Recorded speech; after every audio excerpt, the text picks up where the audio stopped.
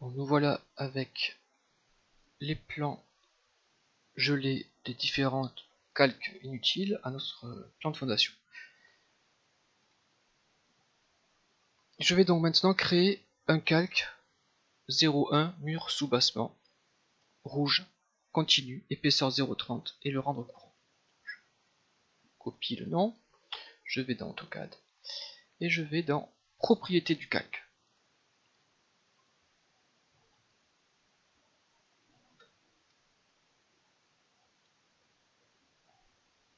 Cette boîte de dialogue fait apparaître tous les calques présents dans le dessin. Je vais donc créer un nouveau calque en cliquant ici sur cette petite icône. Calque 1, je colle et j'ai donc rentré mur sous-bassement. Alors on a dit couleur rouge, je clique sur la couleur, je mets du rouge, ok, continue, épaisseur 30. Voilà, ok. Et je le rends courant. Vous voyez ici il y a une petite encoche, une petite coche pardon, verte, qui signifie que c'est le calque 0 qui est courant.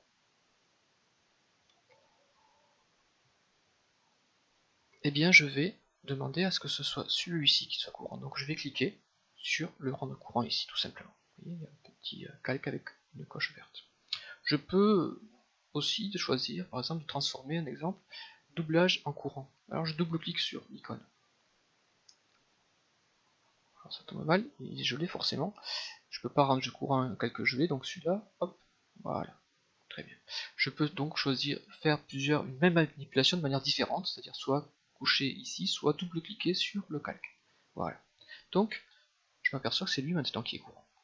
Quand je sors de la boîte de dialogue, c'est bien le mur sous-bassement qui est courant et qui est rouge. Alors, côté tutoriel, avec l'outil polyligne, faire le contour extérieur des murs porteurs comme ci-dessous.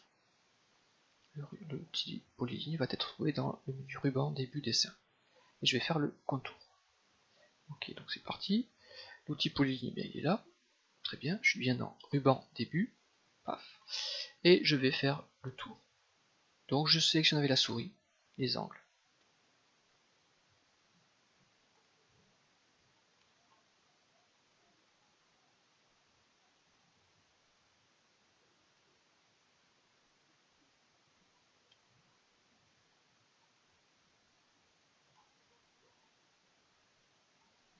J'ai fini.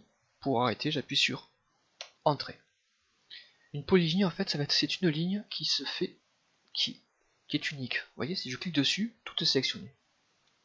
Et vous allez comprendre tout à l'heure quand je vais faire une petite modification calée, outil décalé, vous verrez, bien que c'est très utile d'avoir fait polyligne et non pas ligne.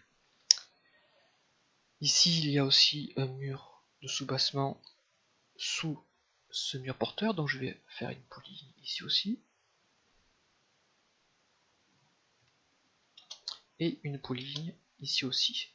Pour sortir de l'outil polyligne ici, j'ai appuyé sur la touche espace. Je fais un exemple. Je trace une ligne ici. Et je voudrais quitter l'outil. Donc j'appuie sur espace. Je quitte l'outil. Mais je voudrais recommencer un dessin à côté. Au lieu d'aller cliquer ici, je rappuie sur espace. Et la commande est à nouveau active. Bon, cet exemple, si je veux supprimer, c'est très simple, je sélectionne comme ceci, et j'appuie sur supprime du clavier. Voilà pour la petite anecdote concernant la touche espace. C'est une astuce à connaître. Polyligne.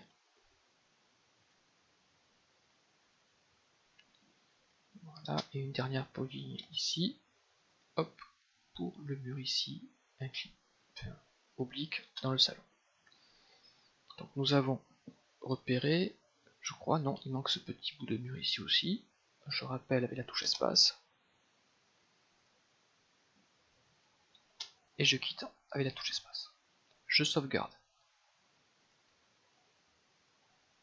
Vous savez qu'on peut faire aussi une sauvegarde soit en cliquant sur l'outil enregistrer, soit bien sûr enregistrer sous, etc.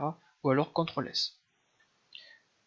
Je fais de la sauvegarde systématique, c'est-à-dire que dès que j'ai fait une application, quasiment, je fais un CTRL S. Donc, peut-être toutes les minutes, j'ai l'habitude de faire un CTRL S. C'est très important pour ne pas perdre de données où il y aurait une coupure de courant, etc. Une erreur fatale sur le dessin. Vous ne perdrez jamais ce qui a été enregistré.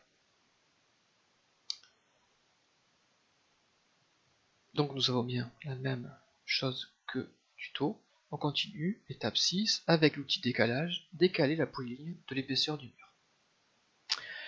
Donc, je vais décaler. Quand je décale, je ne vais pas dessiner. Je vais utiliser des choses déjà faites. Donc je ne fais pas du dessin, je fais ce que l'on appelle de la modification.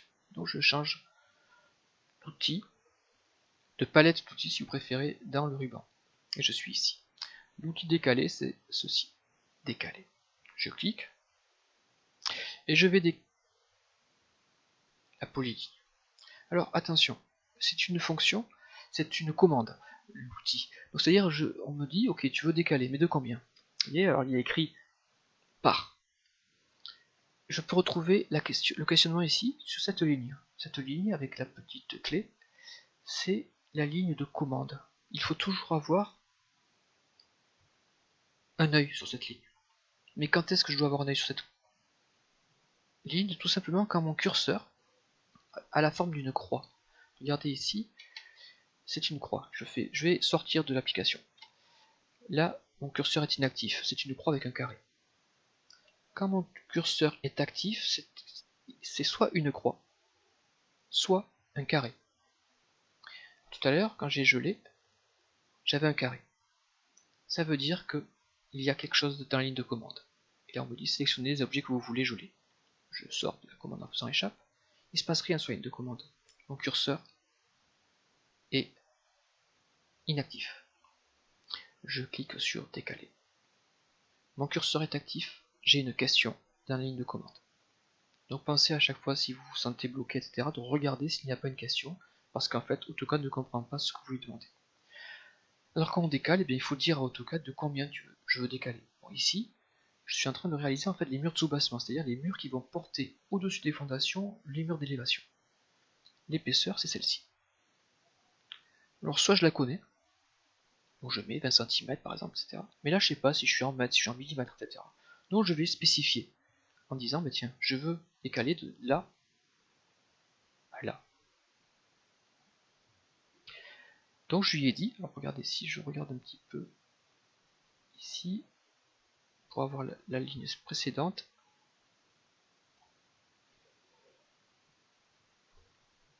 je vais recommencer, décaler, ah oui, par défaut c'était 0,20, donc c'est bien ce que je voulais montrer, voilà, là, mon curseur est actif, maintenant il me demande de choisir, et là j'ai bien décalé de en fait 20 cm, c'est l'épaisseur du mur. Donc je décale, et là je dis, dans le sens où je veux aller, soit dans ce sens, donc je vais vers l'extérieur, soit vers l'intérieur, bien sûr je veux aller vers l'intérieur, voilà. Ma commande est encore active, donc je peux continuer à faire mes commandes. Donc ici, par exemple, je veux aller vers l'intérieur et non pas vers l'extérieur. Très bien. Ici, pareil. Ici, pareil. Et ici, pareil. Je crois que j'ai tout fait, oui. Échappe. Et j'ai fini, donc. CTRL S. Je sauvegarde.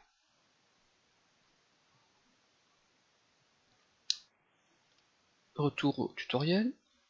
7. Geler le calque mur porteur. Je connais par cœur. Hop. AutoCAD. Geler le mur porteur. Bien sûr. Très bien. Bon. Entrée. Donc j'ai gelé les murs porteurs et je me retrouve donc avec en fait les murs qu'on appelle de soubassement. Ce sont les murs qui portent les murs d'élévation. Bien sûr, il y a un mur de soubassement sous les ouvertures. C'est là-dessus qu'on va réaliser le seuil, par exemple, d'une porte de garage, d'une porte d'entrée, etc. Donc eux, ils sont en continuité.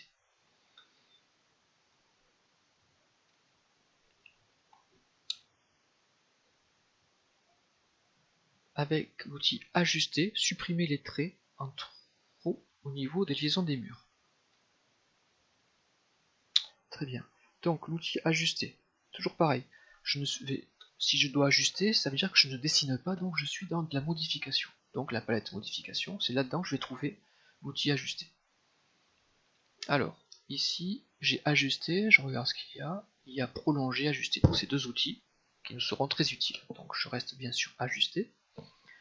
Alors, tout simplement, moi je veux en fait réaliser des connexions entre tous ces différents traits. Je veux pas qu'il y ait ce petit trait là. Ici non plus, là non plus. Là non plus. Donc, voilà. Je vais faire des sélections. Par exemple, je vais faire une sélection, mais une fenêtre, non pas violette, mais une fenêtre verte. Donc c'est une fenêtre qui part de droite à gauche. J'ai fait ma fenêtre et j'ai sélectionné ces endroits. Je valide. Touche espace. Et j'ajuste. J'enlève ce que je souhaite et ça se fait automatiquement. Okay. Pour sortir de la manipulation, j'appuie sur espace encore. J'ai bien ajusté. Je veux refaire la même opération ici. Donc pour appeler l'outil ajuster, je rappuie sur espace. Je sélectionne. Je valide en touchant sur espace et je supprime ce qui me gêne. J'appuie sur espace pour valider. Et il me manque ceci.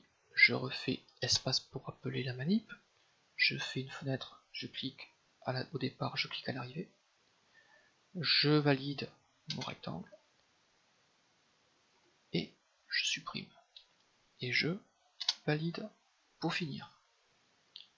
CTRL S.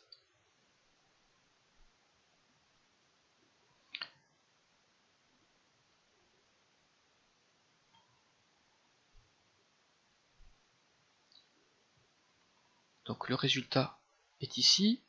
Je vois que les traits ont été rajoutés au bout du mur ici et ici. Je vais donc le faire. Là, ce n'est pas de la modification, c'est du dessin.